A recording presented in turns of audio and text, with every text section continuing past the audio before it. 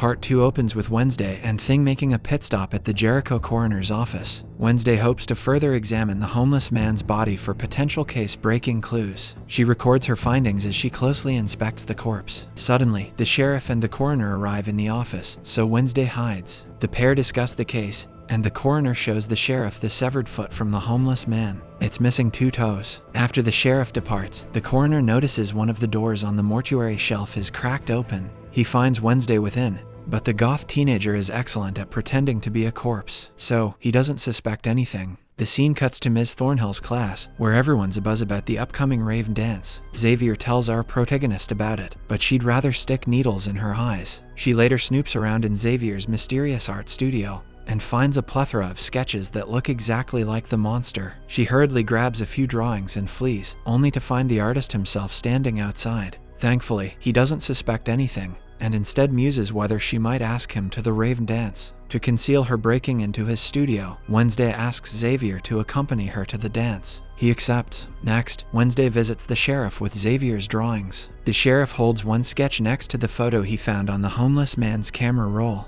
It's a match. The sheriff reluctantly agrees to work with her if she brings substantial evidence to the table. She does suspect Xavier, though. After all, he can bring artwork to life. Meanwhile, Enid runs into Lucas at the coffee shop. Lucas is the mayor's son and a flatline bully. He asks Enid out to the rave, to which she accepts immediately. Wednesday runs into Tyler, who expresses romantic interest in her. He wants to attend the dance with her. However, Wednesday claims she must prioritize, hurting Tyler's feelings. Then, Wednesday accompanies Eugene to the beekeeping club. She shows him the sketches, and Eugene seems to recognize the cave in the picture. He then takes her to a nearby cave, claiming that he saw it when he was out researching bees. There, they find a claw lodged in the cave wall. Next, Wednesday returns to Xavier's art studio to find a piece of evidence with DNA that'll match the claw. She finds a bloody rag and puts it inside her bag. Suddenly, Xavier catches her red-handed. He realizes she had ulterior motives for asking him to the dance. Wednesday inquires if he's the monster. Xavier explains that this creature has been haunting his dreams for a while, so he sketched its likeness on paper. Unfortunately, the beast came to life, and its claws scratched Xavier's neck. Having realized that Wednesday had tricked him, Xavier angrily kicks her out.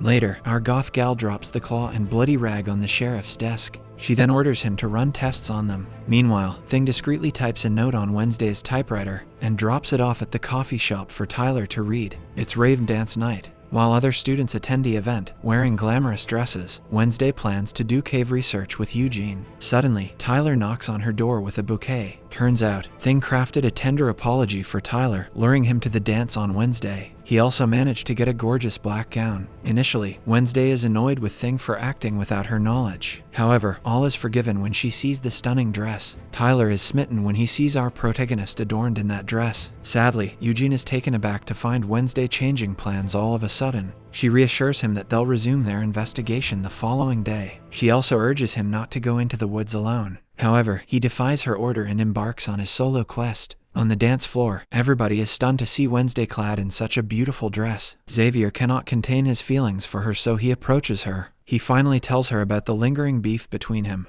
and the sheriff's son. After that, Wednesday informs Tyler about her conversation with Xavier. We learn that Tyler used to hang out with the bullies. They destroyed Xavier's wall painting and assaulted him during last year's outreach day. Tyler explains he's not that person anymore. Wednesday doesn't blame him, claiming she would have gone further. Meanwhile, we see Lucas text his friends, who plan on exacting revenge against the outcasts for the burning of the Joseph Crackstone statue. Next, Wednesday performs her exceptional goth dance steps on the floor, surprising everyone. Elsewhere in the woods, Eugene has returned to the cave site. He observes while someone sets it on fire. Back in the dance, Lucas and the bullies turn on the sprinklers at the dance, squirting red liquid all over. The dance floor is now drowned in red paint. Everyone screams and tries to run, but they just end up falling again and again. Suddenly, Wednesday has a vision featuring a terrified Eugene and his death. Wasting no time, she runs for the woods to find him. Meanwhile, Eugene tries to escape the monster after hearing its snarls. Wednesday calls out for him,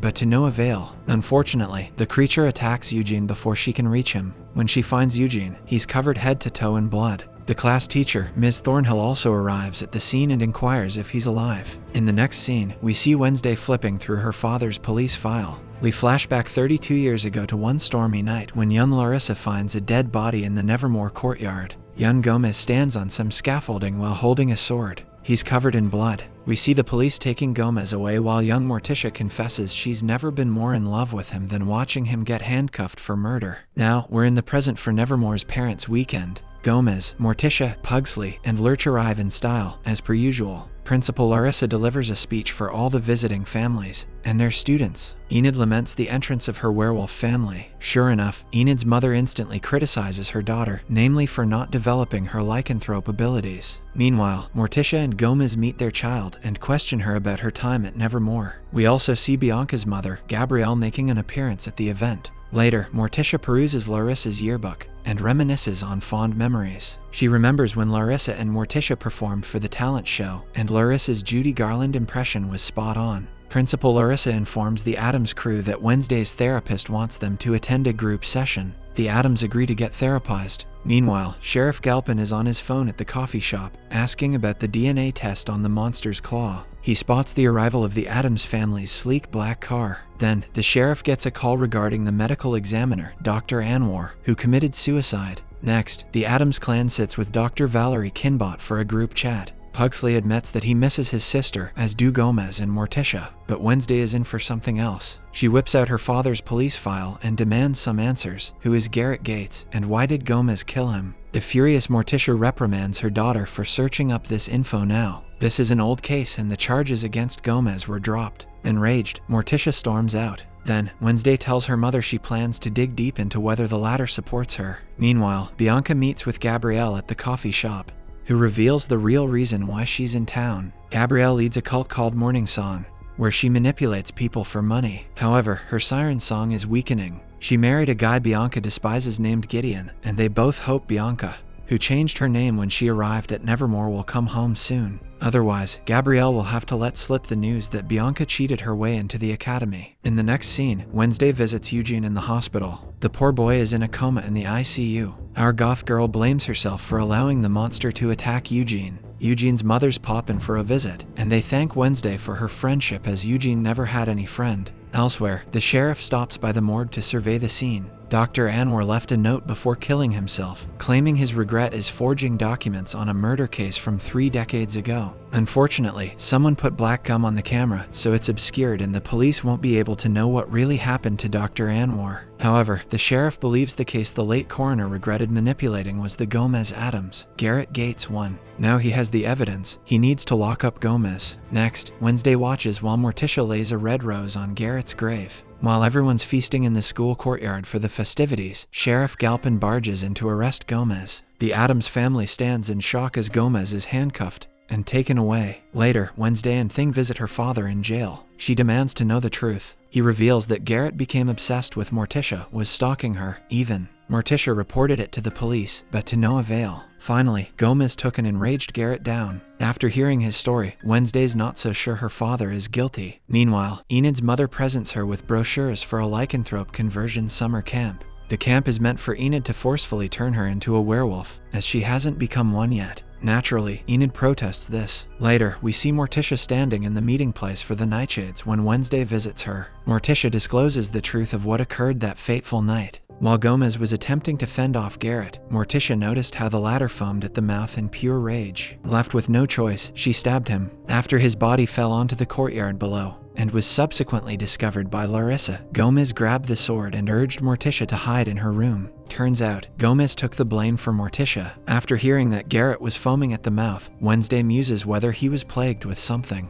Morticia follows her daughter's train of thought. Thus, the duo embarks on a trip to the Jericho cemetery. Wednesday digs up Garrett's grave for evidence, but the cops catch them and arrest the pair. We see them thrown into a cell next to Gomez. Thankfully, Wednesday managed to retrieve something from the grave and shows it to her parents. It's a finger tinged with blue, the color of Nightshade. They realize that Garrett was already dying when Morticia stabbed him. Nightshade poisoned him. Suddenly, Wednesday has a vision. In the vision, Garrett's father orders Garrett to poison everyone at Nevermore with Nightshade. We see a vial of poison pass between the two. Wednesday notes that said vial broke in Garrett's pocket, thereby poisoning him. After their release, our mother-daughter duo presents their case to Mayor Walker. Morticia accuses him of saving his own skin. When she informed him about Garrett stalking her, Walker did nothing about it when he was sheriff. He tried to cover up the case. Wednesday then shows him Garrett's nightshade finger. Morticia orders Walker to let her husband go free, otherwise, she'll expose him for the fraud he is. Thankfully, he complies. As a consequence, all charges against Gomez are dropped a second time. Even Sheriff Galpin apologizes to Gomez, and the two shake hands. Meanwhile, Enid takes a stand against her mother and orders the latter to accept her for who she is. She'll turn into a werewolf when the time is right for her. At the end of the parent-teacher weekend, Wednesday bids farewell to her family. Later, after peering in Larissa's yearbook, Wednesday confronts her principal. Larissa didn't just imitate Judy Garland for Nevermore's talent show, she became Judy Garland. This means Wednesday has found out the truth about their principal. She is a shapeshifter. She transformed into Rowan the day after his murder to convince everyone that nothing was amiss. Larissa claims she did what she could to shield the school from controversy. Wednesday asks the shapeshifting principal how she's protecting Eugene. Suddenly, Larissa and Wednesday hear clamoring and shouts outside. They find the message "Fire will rain" written in fire on the school lawn. Subscribe to see more videos like this, turn on the notifications, and leave a like to help the channel out. Thanks for watching.